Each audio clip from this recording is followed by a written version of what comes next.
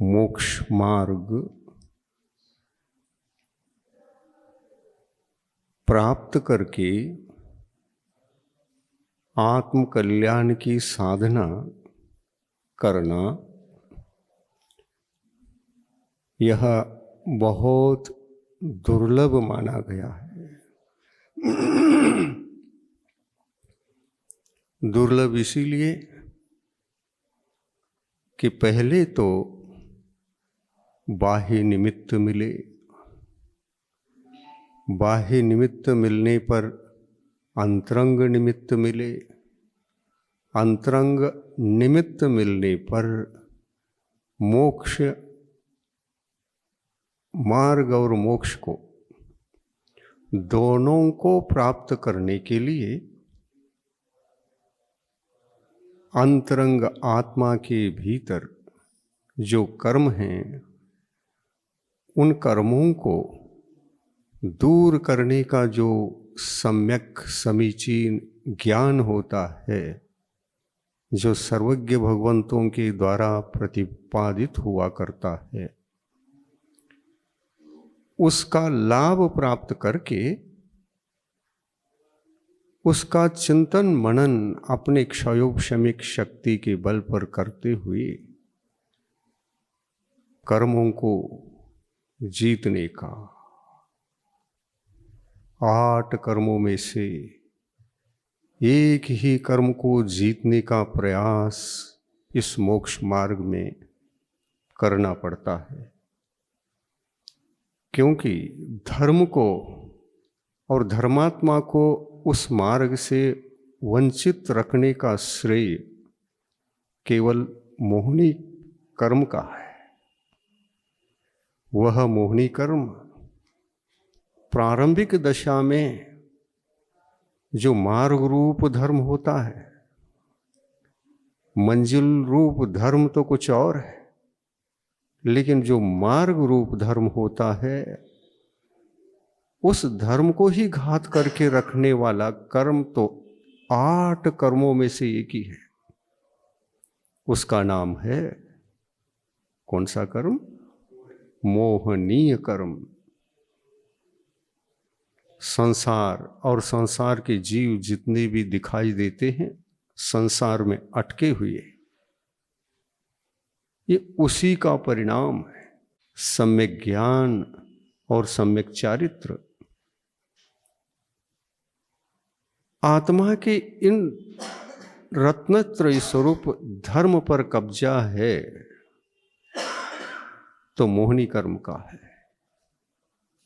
और इसी कब्जे को हटा करके, दूर करके आत्मा अपने पुरुषार्थ के बल पर इन कर्मों के उदय में भी यदि रास्ता निकालकर चिंतन मनन करते हुए द्रव्य स्रोत का और अपने आत्म गुणों की उपलब्धि के लिए समर्पित होकर आत्म कल्याण का कार्य जो करता है, वही भव्य जीवात्मा इस संसार से मुक्त हो सकता है। मुक्त होना तो बाद की बात है, लेकिन इस कब्जे को हटाने में पसीना आता है। इस कब्जे को दूर करके, इस कर्म को हरा करके, जीत करके जैन बनना भी अत्यंत दुर्लभ है। अत्यंत दुर्लभ, अत्यंत दुर्लभ। जब तक अपने जीवन में रत्नत्रय धर्म में से एक भी धर्म प्रकट नहीं होता, तब तक आत्मा का कल्याण का मार्ग प्रशस्त नहीं होता। आत्मा का कल्याण क्या है? केवल घर छोड़ना आत्मा का कल्याण नहीं है। घर छूट जाता है, आसान है, छूटेगा, अपन भी छोड़े, बहुत जल्दी छूटा। लेकिन जो नहीं छूटता है, छुड़ाने के लिए पसीना आता है, और पसीना आए बिना कुछ आप कार्य करना चाहते हैं और उस कार्य में आप उत्तीर्ण होना चाहते हैं, तो आत्म कल्याण के अलावा कोई भी बाह्य कार्यों में रस नहीं आना चाहिए। बाह्य कार्यों में रस नहीं आना चाहिए, और वह रस जो आता है वह रस ही मोहिनी कर्म का द्योतक है, उसके उदय के प्रभाव का द्योतक है। और रत्नत्रय धर्म को घात करने वाले ये जो कर्म हैं दो भागों में विभाजित हैं, एक दर्शन मोहिनी और एक चारित्र मोहिनी। एक दर्शन मोहिनी और एक चारित्र मोहिनी। चारित्र मोहिनी कर्म से भी बलवान है दर्शन मोहिनी, जिसको बहुत भेद के रूप में देखा नहीं जा सकता। रत्नत्रय धर्म की जितनी संख्या है वही संख्या उस मोहिनी कर्म की संख्या है। कितने प्रकार के हैं जो सम्यक तो धर्म को ही घात करते हैं। जो मोक्ष मार्ग की प्रथम सीढ़ी है, उस सीढ़ी पर ही पांव रखने नहीं देते, चरण नहीं रखने नहीं देते। वो बलवान चारित्र मोह से भी बलवान कर्म कौन सा है? दर्शन मोहिनी। कितने भेद हैं। जितनी धर्म की संख्या उतनी ही उसकी संख्या। तीन है ना, मिथ्यात्व, सम्यक मिथ्यात्व, सम्यक प्रकृति।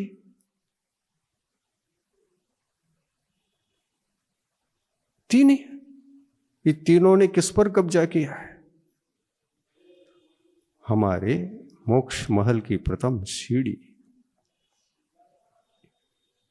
इस पर उनकी कब्जा अनादिकाल से चल रहा है। ये मत समझो कि कभी हम आत्मा के दृष्टिकोण से कभी स्वतंत्र थे। नहीं, हम स्वतंत्र कभी नहीं थे, परतंत्र ही रहे हैं। और जैसा वह मोहिनी कर्म नचा रहा है, उसी से प्रभावित होकर जीव भी नाच रहा है। उस पर जीव का कब्जा होना चाहिए, बल्कि जीव उस पर कब्जा नहीं कर रहा है, उसको साथ दे रहा है। क्यों साथ देता है? तो इसलिए साथ देता है, वो कुछ जानना भी नहीं चाहता और समझना भी नहीं चाहता। जो जानना भी नहीं चाहता और समझना भी नहीं चाहता, मार्ग दिखेगा कैसे? चलोगे कैसे? अविचारक जीव आज तक अनादिकाल से कोई भी मंजिल तक नहीं पहुंच सके। मंजिल छोड़ो, मार्ग तक भी नहीं पहुंच सके। इसलिए ज्ञान की महत्ता इस क्षेत्र में बढ़ जाती है। विचारक कौन बनेगा? सम्यक तो विचारक बनेगा। बनेगा क्या? नहीं। विचारक कौन बनेगा? चारित्र बनेगा? नहीं। ये दोनों ही गुण अचेतन गुण है, इसलिए इनका कार्य नहीं चलता। ज्ञान ही पैदा करता है सम्यक दर्शन को, और ज्ञान ही पैदा करता है चारित्र को। ये दोनों धर्म जब तक नहीं जगते, ज्ञान को जगाना पड़ेगा। ज्ञान सावधान हो जाए। ज्ञान पराधीन है। ज्ञान कर्मों को जीतने में कमजोर पड़ रहा है। क्यों? मुझे कुछ विचार किए बिना, विचारवान बने बिना, कुछ समझे बिना ऐसा धर्म चाहिए जैसे कि हम केवल उसको यौगिक क्रिया से प्राप्त कर सके। मन से, वचन से, काय से, जो कहो बस उतना ही मेरी तरफ से हो सकता है।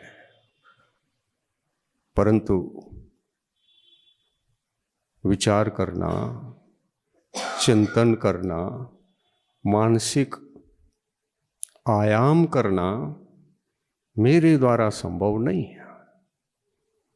नहीं है तो नहीं है, तो फिर सारी जिंदगी में धर्म भी नहीं है।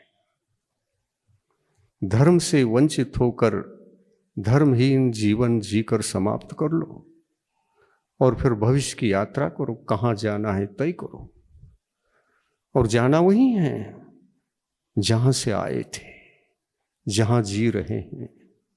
या तो यहां बैठो या तो कहीं अन्यत्र जाओ। संसार भ्रमण रुक नहीं सकता। धर्म केवल यौगिक क्रियाशीलता का नाम नहीं है। धर्म है भीतरी ज्ञान का आयाम। सजग करो उस ज्ञानोपयोग को, सजग करो उस ज्ञानोपयोग को। और कौन करेगा? क्या आत्मा से ये ज्ञान भिन्न है? और ज्ञान से क्या आत्मा भिन्न है? और ज्ञान और आत्मा ये दोनों ही मिलकर के क्या आप नहीं है? ज्ञान ही एकमात्र चिंतनशील होकर अपनी बुद्धि को सक्रिय बनकर, कभी सक्रिय नहीं बना। अनादिकाल से यही चल रहा है। और सक्रिय भी कैसे होना? विवेक के साथ। अपना ज्ञान विवेकपूर्ण सक्रिय हो गया तब तो कुछ कार्य सिद्ध होने की संभावना बन सकती है। और सक्रिय नहीं हुआ तो कार्य की सिद्धि असंभव। तो धर्म की उत्पत्ति, धर्म तीनों है। सम्यक दर्शन भी धर्म है, ज्ञान भी धर्म है, चारित्र भी धर्म है। और इन तीनों के आने के बाद अनंत आत्मा के गुणों की सिद्धि होती है। और उन सब अनंत गुणों की सिद्धि का प्रथम उपाय सम्यक दर्शन है।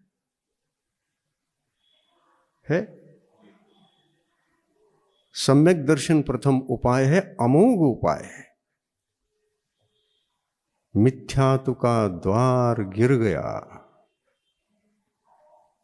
तो मोक्ष मार्ग का रास्ता प्रशस्त होगा।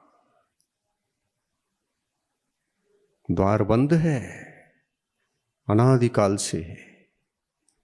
इस कवाट को खोलने की शक्ति यदि किसी के पास है तो आत्मा ही खोल सकता है। आत्मा अपने ज्ञानोपयोग का सदुपयोग करते हुए भीतर प्रवेश कर सकता है।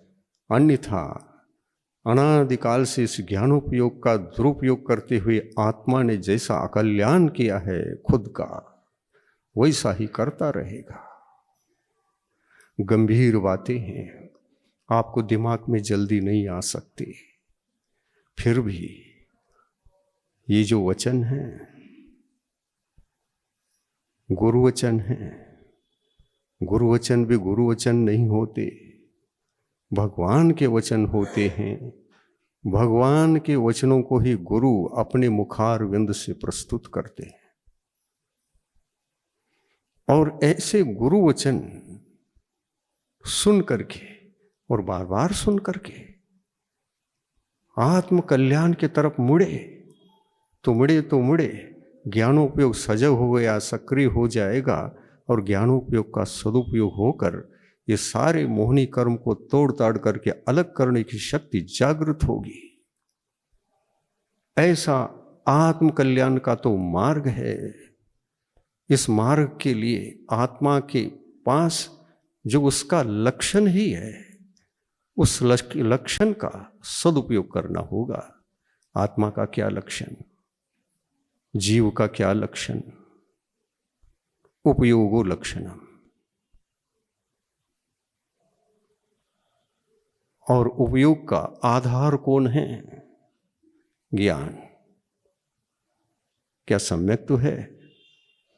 सम्यक दर्शनोपयोग, चारित्र दर्शनोपयोग, ऐसा कहोगे? नहीं, ये अचेतन गुण हैं, इनके उपयोग नहीं बन सकते। ये अचेतन गुण हैं, इनके उपयोग नहीं बन सकते। उपयोग तो केवल ज्ञान और दर्शन गुण, जो देखने की शक्ति है उसको दर्शन गुण कहते हैं, और जो जानने की शक्ति है उसको ज्ञानोपयोग कहते हैं। दर्शनोपयोग कितने प्रकार का ज्ञात है? चक्षु दर्शनोपयोग, अचक्षु दर्शनोपयोग, आवधि दर्शनोपयोग और केवल दर्शनोपयोग, 4 ही प्रकार का है। ये चेतन गुण है, ये उपयोग है। जो जो आत्मा उपयोग कहलाता है वो गुण मात्र आत्मा का उपयोग की कोटि में आता है, और इस उपयोग की कोटि में आने वाले इस दर्शनोपयोग को और ज्ञानोपयोग को साथ लेकर के आत्मा यदि मोक्ष मार्ग में अपने कल्याण को करने के प्रति समर्पित भाव जगा करके इस कब्जे को हटाने के लिए यदि प्रयत्न करेगा तो सफल हो सकता है। लेकिन अनादिकाल से एक बार भी हमने सफलता हासिल नहीं की, प्रयत्न किया नहीं और पुरुषार्थ भी नहीं किया। यही कारण है, हम आत्मा हैं, हमारे पास ज्ञान है, ज्ञानोपयोग है, और ज्ञानोपयोग दर्शनोपयोग दोनों आत्मा के जीव के लक्षण हैं। इन लक्षणों का सदुपयोग नहीं हुआ, दुरुपयोग हुआ है।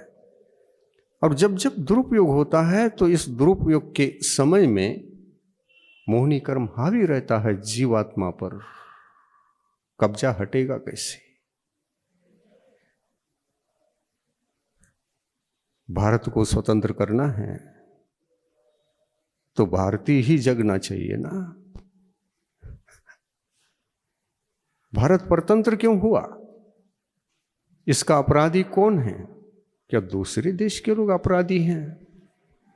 नहीं, देश की प्रजा ही अपराधी होने के कारण, कमजोर पड़ने के कारण देश परतंत्र हुआ, और उस परतंत्र दशा से गुजरकर हमने अपनी स्वतंत्रता को भी हासिल किया। तो इस वजह से किया कि हम जाग गए तभी संभव हुआ, और नहीं जागे होते तो आज भी गुलाम होते।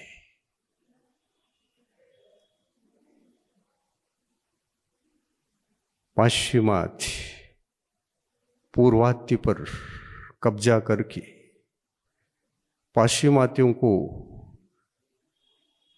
ये पता था पूर्वात्य कमजोर हैं,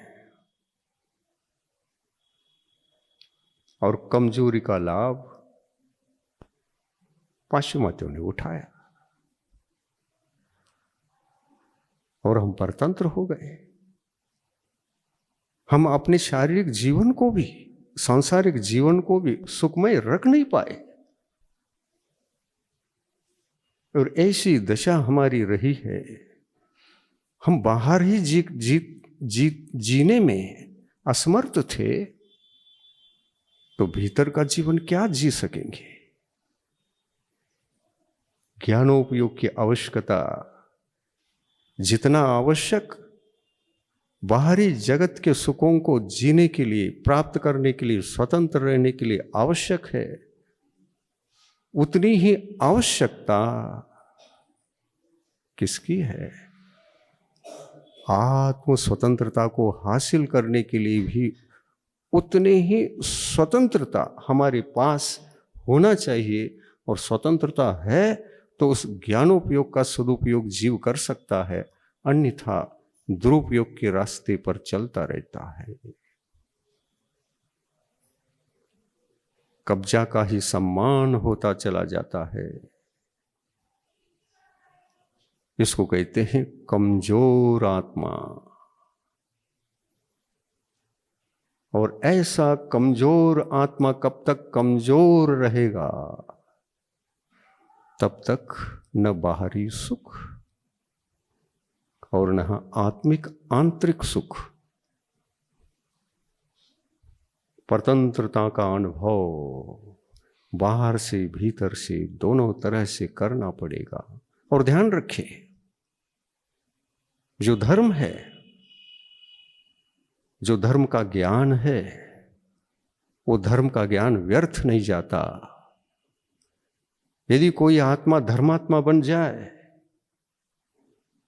तो उस धर्मात्मा का रक्षण धर्म भी कर सकता है, करता रहता है। धर्मो रक्षति रक्षिता। यदि हम धर्म की रक्षा कठोरता से करेंगे, निडर निर्भय होकर, निस्संकोच होकर, स्वतंत्र होकर, पूरी आत्मा के बल को समर्पित करके करेंगे, तो निश्चित है दोनों तरफ स्वतंत्रता मिलेगी। हम बाह्य जगत के सारे सुखों को भी उपलब्ध कर सकते हैं, और धार्मिक सुख जो आत्मा का है, आत्मा का सुख आत्मा में पैदा होता है, वो पराश्रित नहीं है, पर में उत्पन्न नहीं होता, न वह पररूप है, वो पररूप भी नहीं, वो आत्मा का है, आत्मा में है। आत्मा को छोड़कर वह आत्मा से कभी भिन्न नहीं हो सकता। और वो धर्म क्या है? तो आत्मा के भीतर रहने वाले आत्मा की ही अनंत गुण संपदा, वही आत्मा का धर्म है। और ऐसे आत्मा के उन अनंत गुणों को, अनंत धर्मों को प्राप्त करने के लिए हमारे लिए सर्वप्रथम चाहिए एक धर्म। शुरुआत में कितनी चाहिए? एक बस, सम्यक दर्शन काफी है। और यह भी धर्म अपने जीवन में जागृत हुआ तो ध्यान रखना, इस धर्म की उत्पत्ति के पश्चात मोहिनी कर्म हिल जाता है। 28 में से जिसका कब्जा 3 का था, वो 3 तो इस भयंकर भूकंप में दब करके जमीन में प्रवेश करते हैं और सम्यक दर्शन की उपलब्धि हो जाती है। और जब यह सम्यक दर्शन उपलब्ध हो जाता है तो जिनेंद्र भगवान कहते हैं, अर्ध पुद्गल परावर्तन के काल के अंदर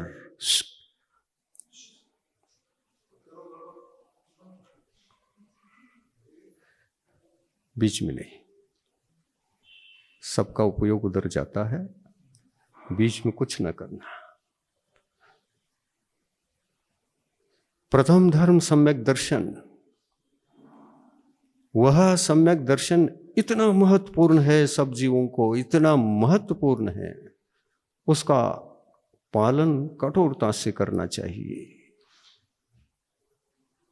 आत्मा के भीतर रहने वाले अनंत गुणों का द्वार है सम्यक दर्शन, अन्यथा उसके न रहने पर कोई एक भी धर्म आगे के प्रकट होने वाले नहीं है। तो सबसे बड़ा पाप, इसलिए ग्रंथों में कहा है, सबसे बड़ा अगर कोई पाप है तो मिथ्यात्व है। क्यों? सारे अनंत गुणों का जो द्वार सम्यक दर्शन है,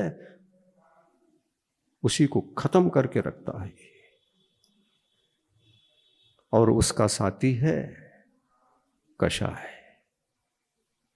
तुम जो करोगे हम सपोर्ट। और कषायों में सभी कषाय सपोर्ट नहीं करते। एक कषाय सक्रिय होती है जिसको हम अनंतानुबंधी कषाय कहते हैं। ये कषाय भयंकर है, इसका नाम ही अनंतानुबंधी है। अनंतम मिथ्यात्वम बध्नाति इति अनंतानुबंधी। ये अनंत शब्द खुद का नहीं है, उसका नाम खुद ने रखवा लिया है। उसका नाम खुद ने रखवा लिया है और स्वयं को अनंत अनंत अनंत कूद रहा है। अनंत तुम्हारा नहीं है। तुमसे भी बड़ा पहलवान दर्शन मुनि है। और जब तक उसकी ताकत, उसका अनुभाग, उसकी स्थिति, उसकी प्रकृति और प्रदेश हाई लेवल पर रहते हैं, कषाय उस समय उदय में होते हुए भी सम्यक दर्शन का पुरुषार्थ नहीं कर पाता। ये तथ्य बहुत बड़े गंभीर तथ्य हैं। संसारी जीव विचार नहीं कर पाते, चिंतन मनन नहीं कर पाते, चिंतन में भी कमजोरी। तो चिंतन में ही कमजोरी है तो पुरुषार्थ जगेगा किधर से? आत्मा की सर्व शक्ति को जगा करके पीछे पड़ना पड़ता है। पहले तो जिनेंद्र भगवान के इस सिद्धांत को ही सर्वप्रथम समझकर वो क्या बता रहे हैं और पुरुषार्थ मुझे किधर से करना होगा, इसका परिज्ञान भी भगवान के द्वारा प्रस्तुत द्रव्य स्रोत वो हमारे लिए अवलंबन रूप है। और इसलिए सम्यक दर्शन की प्राप्ति की भूमिका में देव शास्त्र गुरु का श्रद्धान करना ये भूमिका में आवश्यक है। अनादिकाल से इस जीवात्मा ने सच्चे देव शास्त्र गुरु का श्रद्धान नहीं किया। क्यों? अनावश्यक।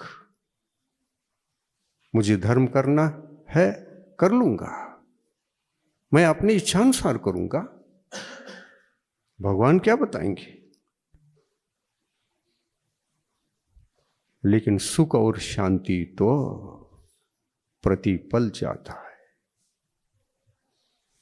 और क्या नहीं चाहता? सच्चे देव का सहारा, सच्चे गुरुओं का आश्रय, सच्चे उन्हीं दोनों की वाणी, शास्त्र द्रव्य स्रोत, उसकी अपेक्षा नहीं रखता। और इसके बिना ही मैं धर्म करके किसी न किसी रूप में सुखी बनूं, ये आकाश में तलवार चलाने की भांति निरर्थक है। उससे कोई कार्य की सिद्धि नहीं होती। जागो भव्य जीवों, सोए हुए हो। नींद आपकी वो है जो नींद ध्यान वृद्धि का नींद कहलाती है। इस निद्रा से बाहर आओ। गुरु जगा रहे हैं। भगवान की वाणी को ही आलंबन करके गुरु करुणा बरसा रहे हैं, दया बरसा रहे हैं, आत्मा को झकझोर रहे हैं। अपेक्षा रखो भगवान की वाणी को सुनने के लिए। निरंतर सुनाओ, कभी प्रमादी नहीं होना। बस मुझे पेट भर गया, अब जरूरत नहीं है, अब नहीं पचने वाला नहीं है, अब नहीं लूंगा मैं। अरे मूड, किधर भटक रहा है? जिनवाणी को पीने वाला जो भव्य जीव होता है वो सदा ही प्यासा रहता है, सदा ही भूखा रहता है। उसकी कभी भूख मिटती है? देखा है एक आध उदाहरण दुनिया में? बताओ। स्वाध्याय करने से, जिनवाणी को सुनने से, उपदेश को सुनने से दूर रहकर क्या सिद्ध करना चाहते हैं धर्म के कार्यों को करते करते? क्या तुम्हारा देव दर्शन तुमको धर्मात्मा बनाएगा? क्या तुम्हारा पूजन तुमको धर्मात्मा बना सकता है?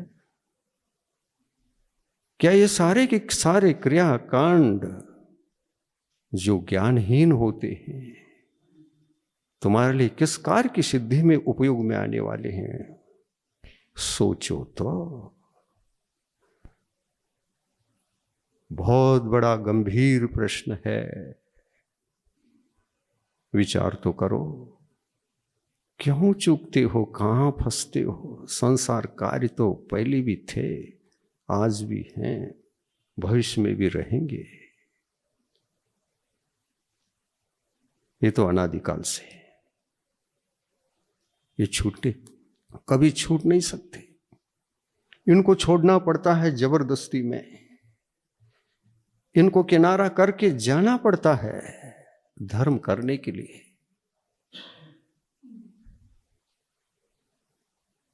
धर्म को सुनने के लिए, धर्म करने के लिए कभी छद्मस्त अवस्था में किसी भव्यात्मा की भूख समाप्त नहीं हो सकती।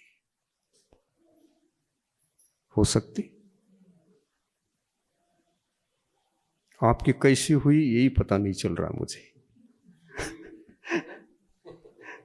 नहीं, वस्तुतः है, किधर उपयोग लग रहा है, किधर रस आ रहा है, आप किसमें डूबे हैं और क्यों डूबे हैं?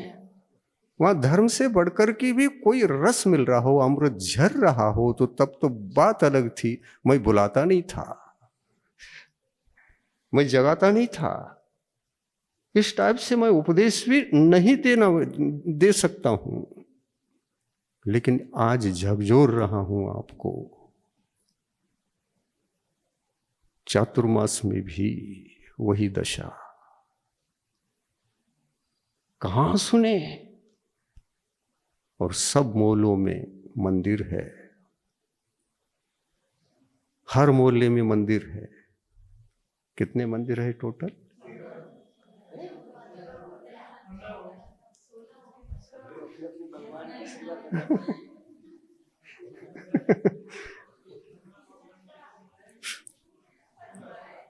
पंद्रह 16 भी सुना है। देखो दैव योग से ये 16 मंदिरों की संख्या बहुत शुभ सूचक है, क्योंकि 16 कारण भावना भा करके उत्कृष्ट धर्मात्मा बनने का वह साधन है। संख्या का दुरुपयोग हो रहा है, संख्या का दुरुपयोग हर मोहल्ले में। कितनी गहरी नींद से आप संसार में डूबे हैं और कहां जा रहा है समय, क्या दुरुपयोग हो रहा है, क्या अन्याय हो रहा है खुद की आत्मा के ऊपर, क्या चिंतन में नहीं आता? आना चाहिए। नहीं आता है तो आपका संसार अक्षय अनंत है,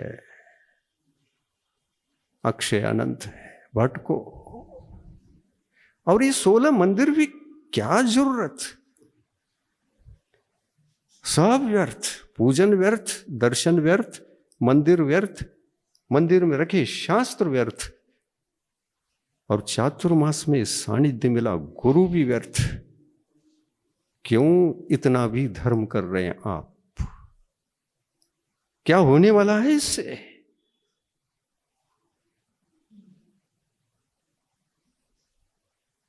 लगता है गुरु कितना झकझोर रहे हैं।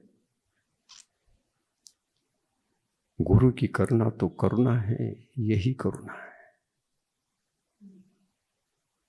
भविष्य जी पर ऐसा करुणा करते हैं कि किसी भी तरह से कुंभकर्ण की नींद से जगे। 6 महीने की स्थान वृद्धि की नींद कुंभकर्ण की थी, बताते हैं।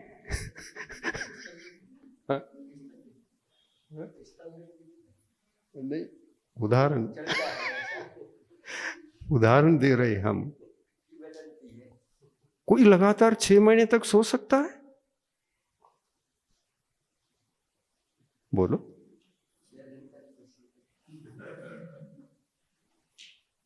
शरीर के लिए परिश्रम करने पर कितनी समय की नींद की आवश्यकता है, ये तो हम सबको देख रहे हैं। अगर 6 महीने तक सोएगा तो समझना वो सोया हुआ है, उठने वाला नहीं है। मतलब हमेशा के लिए सोया है, वो कभी उठ नहीं सकता। और ऐसी नींद से कोई सो गए तो आप उठाकर स्मशान में ले जाते हैं।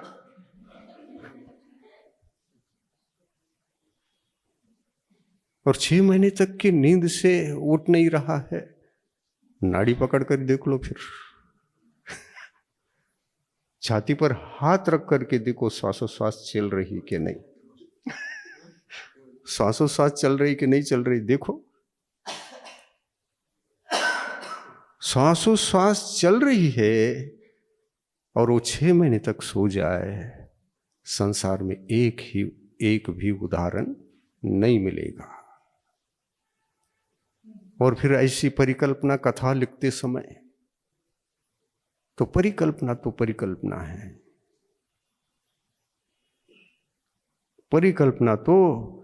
परिकल्पना है, लेकिन ये परिकल्पना कर्म सिद्धांत पर लागू हो सकती है, व्यक्ति के भौतिक नींद पर लागू नहीं हो सकती।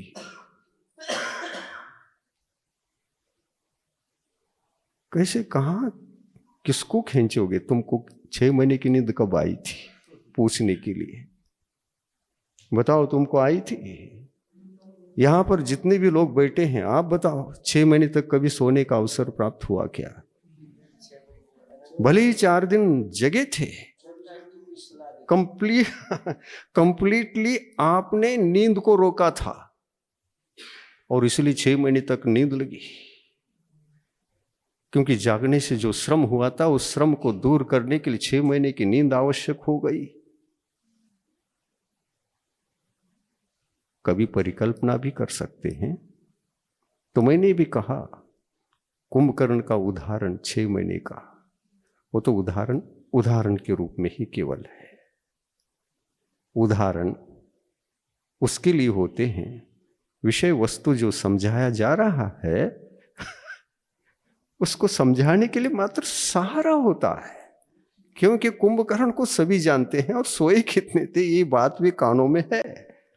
और उदाहरण मैं उसी को बना रहा हूं ताकि विषय जल्दी समझ में आ जाए। और उस ध्यान वृद्धि नींद, उसमें भी ताकत नहीं है कि किसी को भौतिक रूप से उसके भौतिक शरीर को 6 महीने तक सुला दे, है? नहीं है। और ध्यान वृद्धि से वे परे बनकर कथा की रचना हुई। क्या ये विषय जैन शास्त्रों में आया है? सोचिए। और जैन शास्त्रों में आया हो तो भगवान की वाणी से तो आएगा, गुरुओं की वाणी से तो आएगा।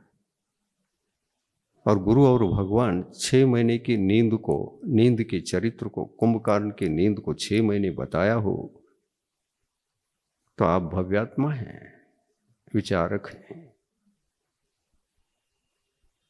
तार्किक हैं। जरा भी कहीं कोई उल्टा सीधा चले तो प्रश्न ही खड़े कर देते हैं, ये क्या कर रहे हो, क्यों कर रहे हो, कैसे कर रहे, क्या कर रहे, क्यों कर रहे? पूछते हो कि नहीं? जिनवाणी के अंदर ये कथा में 6 महीने की नींद की कथा अगर हो तो ले आओ। भगवान की वाणी सत्य होती है। जो जैसा जितना उसी रूप में देखकर उसी रूप में कहना, इसी का नाम है केवल ज्ञान। केवल ज्ञान जैसा का तैसा वस्तु स्वरूप जिस रूप में वह है उसी रूप में प्रस्तुत करता है। इसीलिए वो केवल ज्ञान है। केवल ज्ञान के मुखारविंद से 6 महीने की कथा निकलेगी कैसी? छद्मस्तों ने लिख दिया और छद्मस्त की वाणी अनायतन की कोटि में आती है। छद्मस्तों ने लिख दिया और छद्मस्त तो छद्मस्त है। छद मैंने जिनको अपूर्ण ज्ञान है और अपूर्ण ज्ञान होने से स्व इच्छानुसार उस ज्ञानोपयोग की प्रवृत्ति बना करके उसका दुरुपयोग करते हुए कुछ भी लिख देता है, वो भी भव्यात्मा ही है लिखने वाला। लिख गया तो किसने लिखा?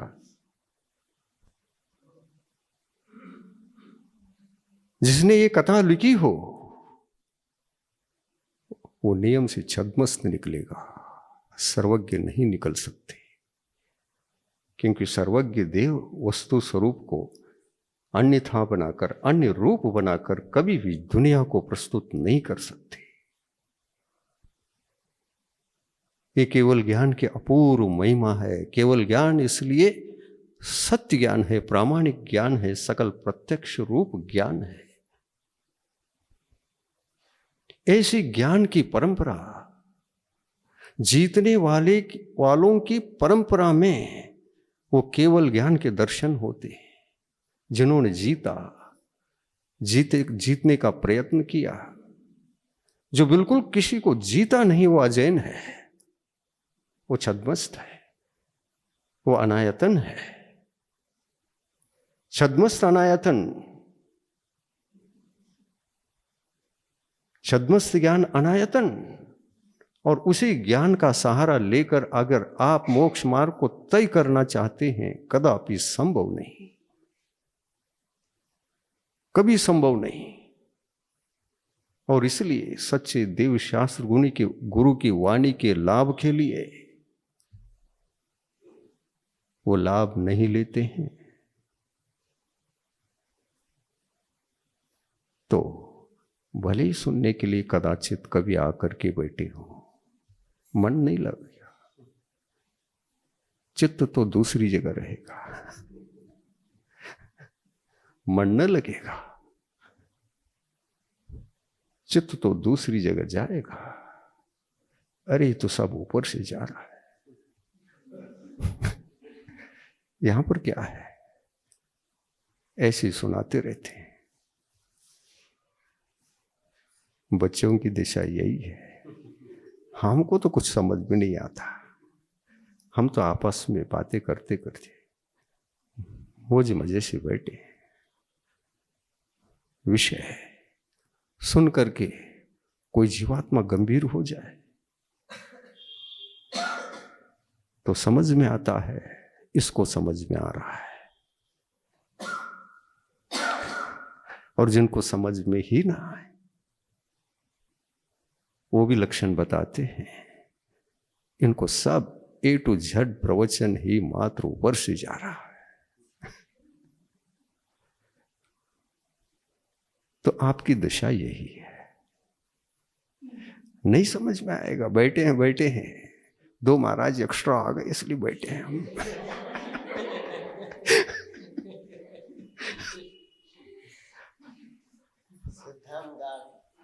श्रद्धान गाढ़ है। हमारे विदिशा में 2 महाराज और आए, वहां चंचल नहीं थे, महाराज को देख करके खुश थे, 2 और बढ़ गए, कल आहार देंगे हम उनको। एकदम खुशी छा गई थी। लेकिन प्रवचन में महाराज जी का प्रवचन तो बहुत ऊपर से जाता है ना? इसीलिए पाठशाला जाया करो, धर्म के विषयों को मन लगाकर पढ़ा करो। धर्म का ज्ञान होगा तो ही आपकी आत्मा भी भगवान बन सकेगी। कुछ ना करो, कोई क्रियाकांड की जरूरत नहीं है। समझो उन बातों को। मैं सदा ही क्रियाकांडों का निषेध करता हूं। जो ज्ञानहीन क्रियाकांड हैं उसमें से एक भी जिंदगी भर भी कर लो तो वो सक्सेस नहीं हो सकती।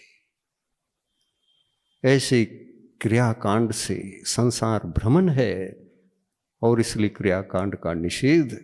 मैं ऐसे क्रियाकांड का निषेध करता हूं जो धर्म से विहीन है, धर्म ज्ञान के विहीन है। वो किस काम का?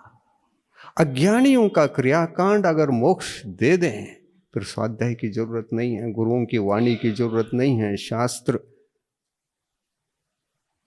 स्वाध्याय की उपेक्षा करके चलो। गुरुओं की वाणी को उपेक्षा करके बैठ जाओ। भगवान के पास कभी मत जाओ। और फिर ऐसा करते हुए स्वयं के बुद्धि को ही सच मानकर अपनी बुद्धि अनुसार जो ज्ञानोपयोग और दर्शनोपयोग है उसमें कोई हम मोक्ष मार्ग खोज सकते हैं, खोज के देख लो। विदाउट गुरु बिना जीवन शुरू जैसा नहीं होता, वैसे प्रभु की वाणी के बिना हमारा जीवन शुरू नहीं होता। अरे गुरु तो गुरु हैं, गुरु को भी भगवान का सहारा लेना पड़ा तभी वो सम्यक दृष्टि बने। प्रभु की वाणी परिपूर्ण वाणी, प्रामाणिक वाणी, सत्य वाणी जब भी पढ़ेंगे काल्पनिक कथाएं नहीं आएंगी। 6 महीने की नींद की बात कभी सुनने को भी नहीं मिलेगी, पढ़ने को नहीं मिलेंगी। एक भी शब्द व्यर्थ नहीं जाता। सारे के सारे शब्द आत्म सिद्धि के कार्य में समर्थ रहते हैं, सक्षम रहते हैं। और इसलिए कहा भगवान ने अष्ट प्रवचन मातृका का ज्ञान, जगन्य ज्ञान भी हो और वह उसका लाभ प्राप्त हुआ है किसी भव्यात्मा को, संसार से बेड़ा पार कर सकता है।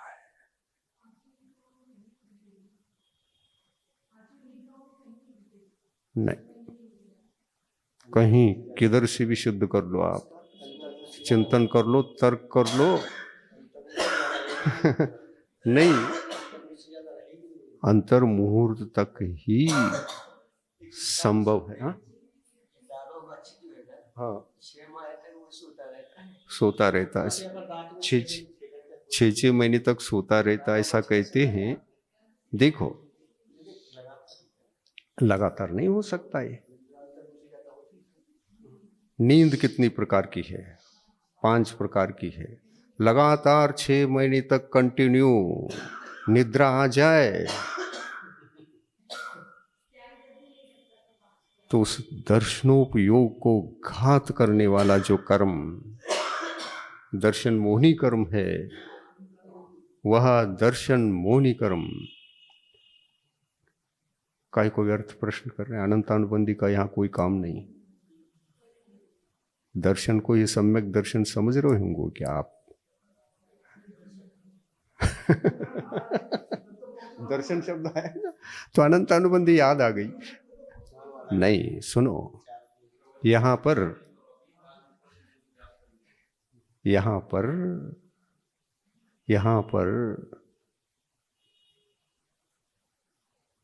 सम्यक तो गुण तो अचेतन है, उसके पास कोई उपयोग नहीं होता। सम्यक दर्शनोपयोग सुना है, कहीं पढ़ा है? फिर अनंतानुबंधी क्यों याद आ गई?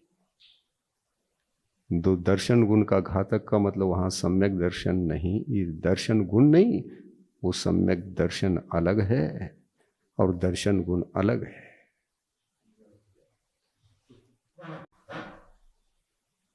सम्यक दर्शन तो कार्य है। जिस कार्य को दर्शन गुण ने साधा है, साधक बनकर जन्म दिया है, प्रथम गुण का जन्मदाता तो दर्शन गुण है। दर्शन गुण के गर्भ से सम्यक तो जन्मता है। ज्ञान गुण के गर्भ से, ज्ञानोपयोग के गर्भ से सम्यक तो जन्मता है। दुरुपयोग के काल में सम्यक तो जन्मता नहीं। उसमें तो सारे जन्म के द्वार बंद हो जाते हैं। सम्यक तो अचेतन गुण है, उसको जन्म देना पड़ता है, और जन्म देने वाला कभी भी अचेतन हो ही नहीं सकता। उसकी चर्चा है बंधु, सुनो। क्वेश्चन उठा लिया, अपनी तरफ से कुछ भी कह बैठे, उपयोग अन्यत्र है। क्या चल रहा है क्या नहीं चल रहा है उधर तो सोचा नहीं समझा नहीं, और अनंतानुबंधी याद आ गई।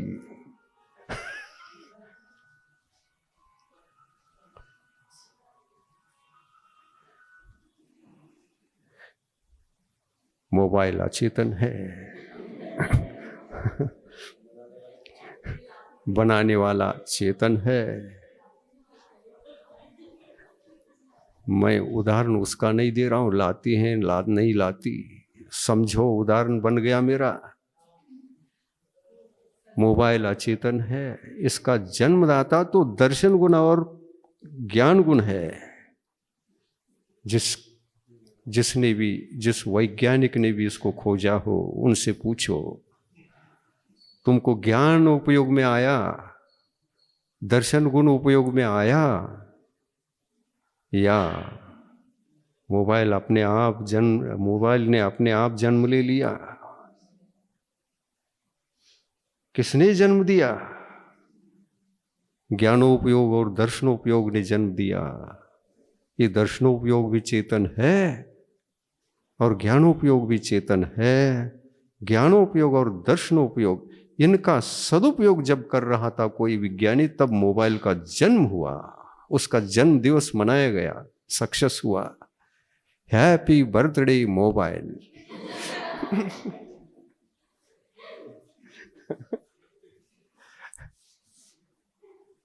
और आज मोबाइल को प्राप्त करके दुनिया खुश है, बैठे बैठे सारे काम होने लगे। पहले दौड़ना पड़ता था, पिक्चर देखो दौड़ो, टाकीज दौड़ो, फोन करो पोस्ट ऑफिस दौड़ो। फोन करो तो सबके पास तो फोन नहीं था। पहले काल में हम देखते थे, अपना जहां जन्म हुआ किसी का फोन आया, तार आया, ऑफिस में आएगा। ये साधन थे ही नहीं, न मोबाइल, न कैमरा, न सोनोग्राफी, न एमआरआई, न सिटी स्कैन, कुछ भी साधन नहीं। हर कार्य के लिए दौड़ना पड़ता था, वैद्य जी के पास जाना पड़ता था। और वैद्य जी इस गांव में अनेक नहीं, एक ही है, और एक भी है तो परिपूर्ण नहीं। वो कहता है यहां से कोल्हापुर जाना पड़ेगा, यहां से इंचलकर जी जाना पड़ेगा, यहां से बेंगलुरु जाना पड़ेगा, मैसूर जाना पड़ेगा। उस वैद्य का एड्रेस देता हूं, उनके पास जाओ। वहां जाना पड़ता था, आज कहीं नहीं जाते। गूगल गुरु अपने पास है, उस गुरु के शरण में चले जाओ और पूछो गूगल गुरु से, मेरे को ऐसा ऐसा रोग हुआ है, ऐसा ऐसा भयंकर रोग हुआ है, क्या करूं? गुरु जी कुछ बताओ।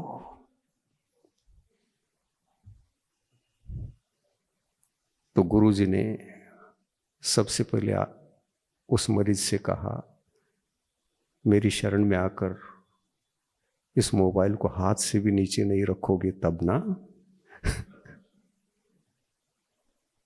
रखो मेरे को, 24 घंटे साथ रखो। अब उठने बैठने का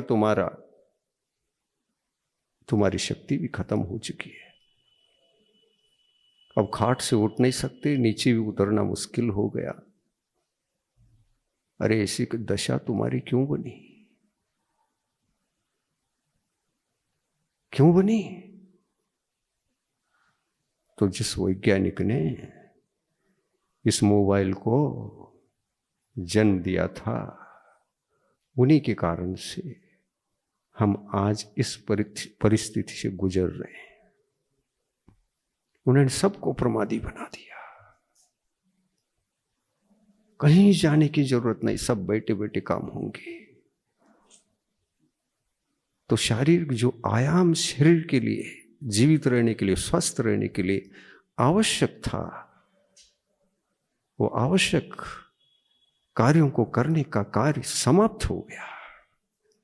और आप मोबाइल को पाकर के हैप्पी बर्थडे मना रहे हैं।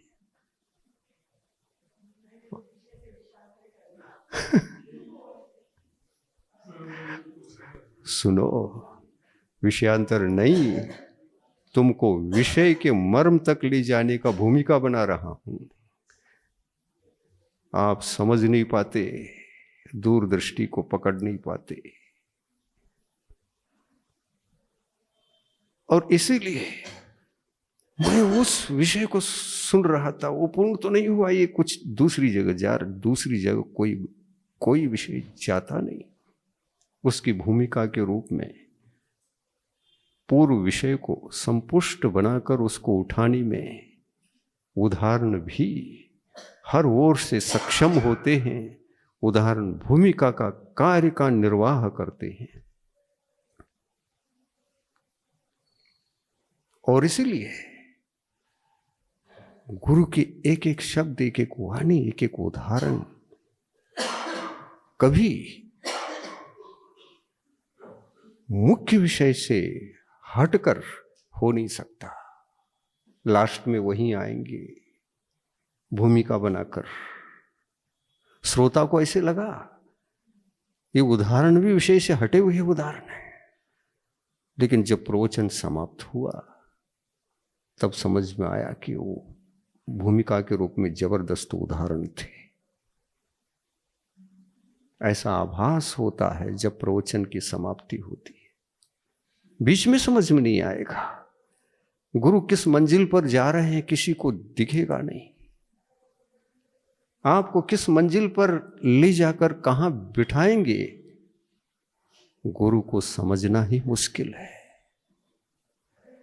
और ऐसा सच शिष्य समर्थ होता है जो गुरु को समझने की क्षमता रखता है। गुरु को समझो, गुरु की वाणी को समझो। गुरु हर समय आपके ऊपर करुणा बरसाकर, उनकी भूमिका भी इतनी जबरदस्त रहती है कि अंत तो गत्वा, अंत में जाकर के आपको झकझोर करके बहुत जबरदस्त उठा देती है। जबरदस्त उठाती है। ऐसे गुरु अपने जीवन में जो हमारे व्यर्थ विचारों की प्रवृत्ति को समाप्त करके हमको सजग बनाती है, ऐसे गुरु अपने जीवन में आवश्यक है। उनकी संगति बार बार करो। धारणा अगर गलत बन गई तो,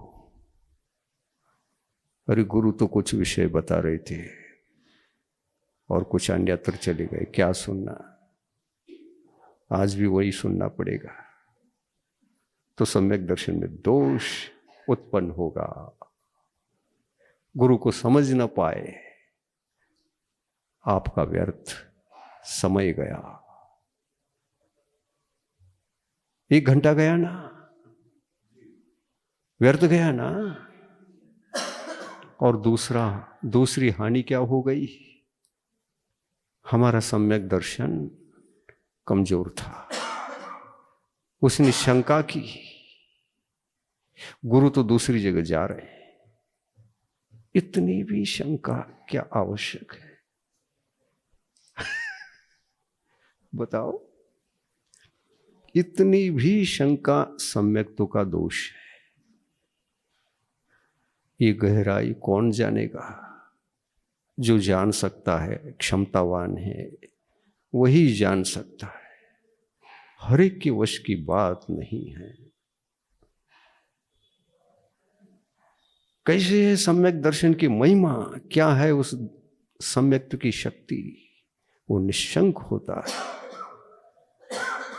सम्यक दर्शन निश्शंक होता है, और निश्शंक इसलिए होता है कि वह ज्ञानोपयोग से सदा जागृत है। उस पर कोई दर्शन मोहनी कर्म का प्रभाव नहीं होता। दर्शन मोहनी कर्म तब सताता है जब सताने वाला कोई विद्यमान हो, उदय में हो। विद्यमान हो, उदय में हो, और उदयागत वह कोई भी प्रकृति तीन में से वो कमजोर बनाता है। क्षयोपशमी ज्ञान जहां होता है, नियम से सम्यक प्रकृति का उदय होता है, और वह हमारे लिए डैमेज करता रहता है। समझो, गुरु को न समझ पाना और शंका हो जाना, ये सम्यक प्रकृति का ही उदय का फल है। इस तरह से बड़ा ही सूक्ष्म है जैन दर्शन।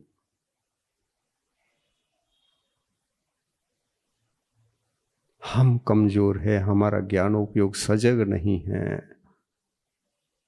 अपने सम्यक तो धर्म में हम दत्तचित्त होकर के उसमें दृढ़ता को प्राप्त किए हों, उस दशा तक नहीं पहुंचे हैं, तो सम्यक प्रकृति तो हमारे सम्यक तो धर्म को, क्षयोपशमिक सम्यक को भी डैमेज करता रहेगा। गुण को डैमेज कर सकता है, लेकिन वह स्वतंत्र होकर कर्म के रूप में आत्मा के लिए पुनः बंद हो जाए, उसके पास शक्ति नहीं, क्योंकि वो बंद योग्य प्रकृति नहीं, उदय योग्य है।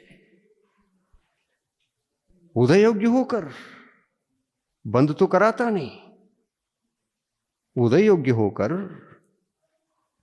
हमारे सम्यक दर्शन को डैमेज करता रहे और बंद ना हो, ये भी उसका नैसर्गिक गुण है। नैसर्गिक है, कर्तक नहीं, वो निसर्ग है। और इसी तरह से मिथ्यात्व प्रकृति के संबंध में भी सोचोगे, वह भी बंद नहीं करता। बंद और आश्रव के क्षेत्र में गुरुजी ने अकिंचित कर कहा।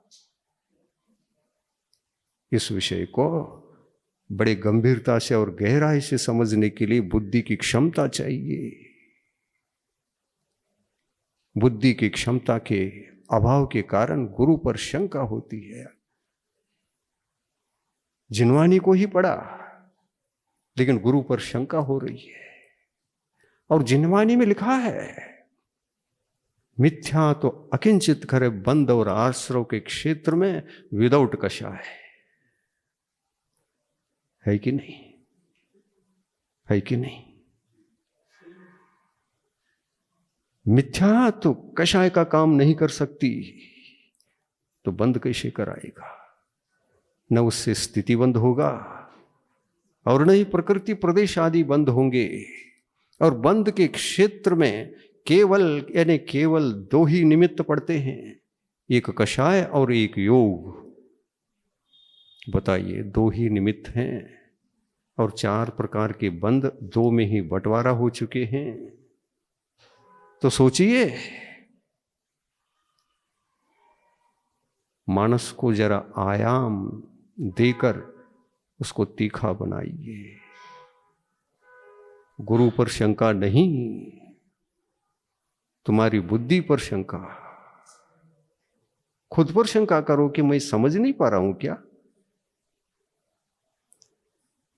तो आपका क्षौभिक सम्यक दर्शन इस तरह से अगर वह अपने आप में सावधानी की चरम सीमा पर है तो क्षायिकवत रहेगा,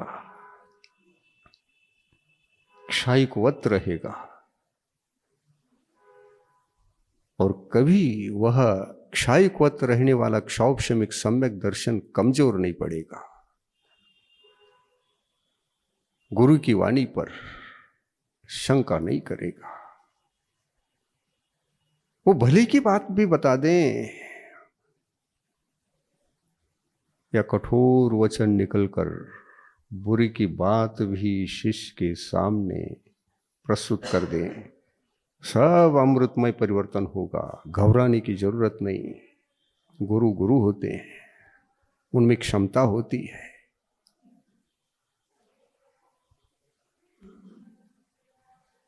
सर्वज्ञ देव 3 लक्षण वाले होते हैं ना। वीतराग होते हैं पहला लक्षण, सर्वज्ञ होते हैं दूसरा लक्षण, हितोपदेशी होते हैं तीसरा लक्षण। ये हितोपदेशिता का मूल क्या है? हितोपदेशी गुण प्रकट हुआ तो कैसे हो गया? सुनो, गंभीर विषय है, गंभीर क्वेश्चन है। हितोपदेशिता तब आई जब सर्वज्ञता थी, और सर्वज्ञता भी तब आई जब वीतरागता थी। रिटर्न विचार करो, कारण मिलेंगे, हेतु मिलेंगे, एक दूसरे पर कारण और कार्य का अंतर है। सर्वज्ञता के लिए वीतरागता कारण है और सर्वज्ञता कार्य है, और सर्वज्ञता कारण है और हितोपदेशता कार्य है।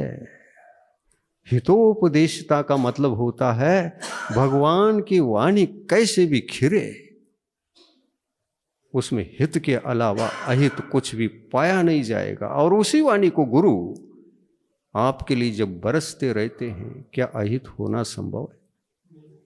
इसलिए गुरु का लक्षण भी वही है जो देव का है। गुरु का लक्षण भी वही है जो देव का है। और देव का और गुरु का लक्षण यदि एक है तो गुरु भी हमारे लिए भगवान है। गुरु भी हमारे लिए भगवान है, और भगवान है कहकर आप ताली बजाने से कोई भगवान सिद्ध नहीं होते। समय आपका हो गया है, प्रवचन खिंचता जाता है, विषय खत्म नहीं होता, विषय अनंत है।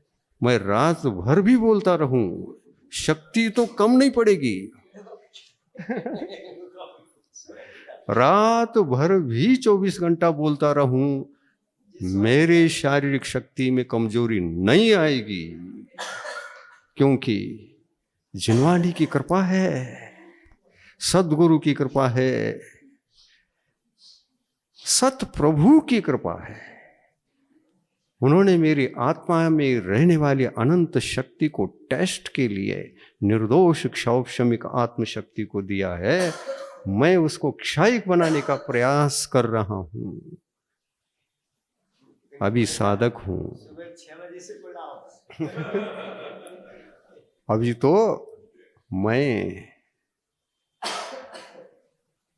जैन हूं, जिन नहीं हूं। जो जैन होता है उनके पास क्षौभिक ज्ञान नियम से होता है।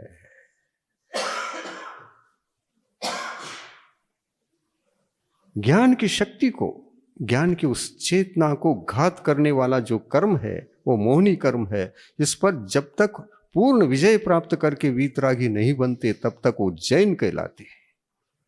और इसलिए दिगंबर जैन साधु को भी जैन साधु कहा है, जिन साधु नहीं कहा है। लेकिन भगवान तुल्य विहार करते हैं इस धरती पर, और साक्षात दिगंबर होने से ये भगवान वत लगते हैं, प्रभु के समान लगते हैं। इसलिए कुंद कुंद भगवान की जय बोलेंगे तो ज्यादा खुशी होती है आपको।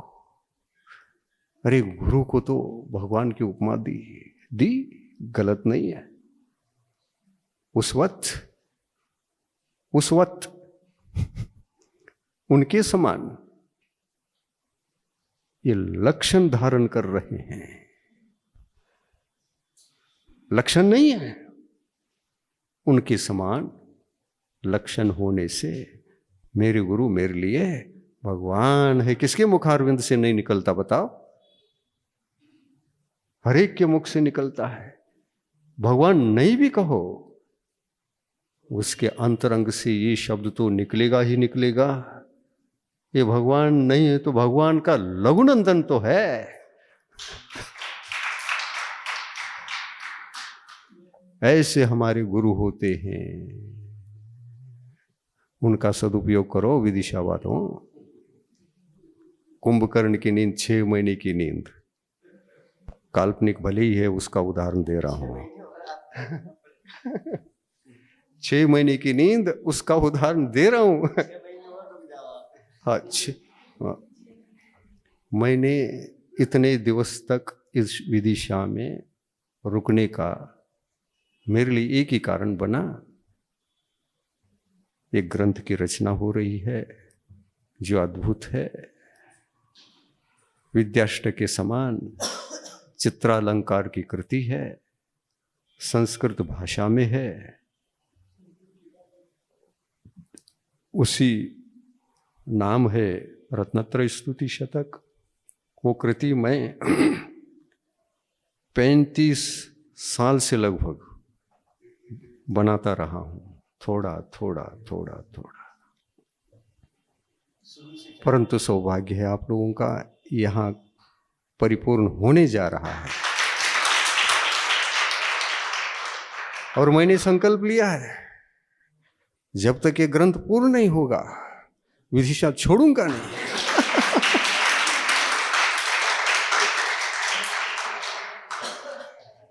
और इसीलिए रुका हूं, अन्यथा भव्य जीवात्मा तरस रहे हैं वहां।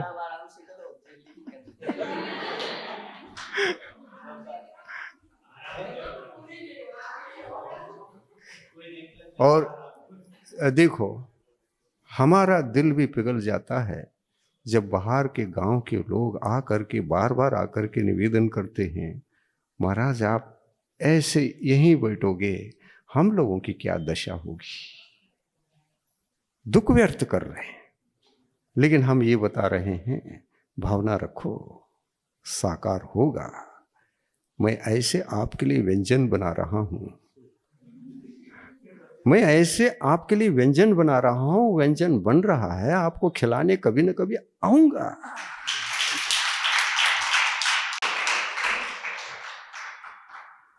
और मेरे रसोई घर में वह व्यंजन बन रहा है, और मेरे रसोई घर में मैं बना रहा हूं तो मैं रसोई हूं। और विदिशा में ऐसा रसोई बैठ करके काम कर रहा है जो भव जीवों के कल्याण के लिए एकमात्र बहुत बड़ा साधन है, और स्वाध्याय करने वालों के लिए एक दर्पण है। अपने चेहरे को, अपने मुखड़े को उसमें देखकर आप अपने जीवन को बदल सकते हैं, पर स्वाध्याय करना आवश्यक है। कुंभकर्ण की नींद से काम नहीं चलने वाला। ये ग्रंथ पूर्ण होने पर स्वाध्याय करो। बड़ी गहराई का विषय इसमें आया हुआ है। आध्यात्मिक तत्व का ये कृति बनेगी जो आपके अंतरंग आत्मा को झकझोरेगी और दर्शन, ज्ञान, चारित्र स्वरूप मोक्ष मार्ग में आने के लिए प्रेरित करेगी, निमित्त बनेगा। और इसको जो स्वाध्याय करेगा हर भव्यात्मा धर्मात्मा बनेगा। इसी भावना से वो कब शुरू हुआ था? 35 साल पहले। और उसको छानते छानते छानते छानते निर्दोष करते करते करते वो केवल केवल केवल कहीं बाधित ना हो, निराबाधित हो, इस बात को ध्यान रखते हुए उसको समय देकर निर्दोष वचनों को लिखते हुए ग्रंथ तैयार हो रहा है। बनेगा वह व्यंजन जलेबी रसगुल्ला। और उसको सबको पढ़ना है, स्वाध्याय करना है। समय बहुत हो चुका है, 8:10 हुए। प्रवचन एंड होने का नाम नहीं ले रहा है। और अगली श्रृंखला, अगला एपिसोड कल के दिन। प्रभु देव तुम्हारे पवित्र मुख से निसृत जो शीतल वाणी, जग जन मन के मल को धोती, अतः कहाती जिन वाणी।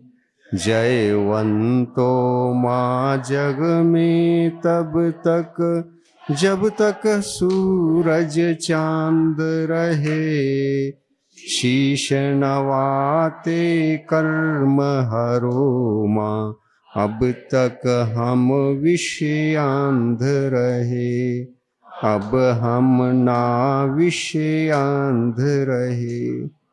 द्वादशांग जिनवाणी माता की जय।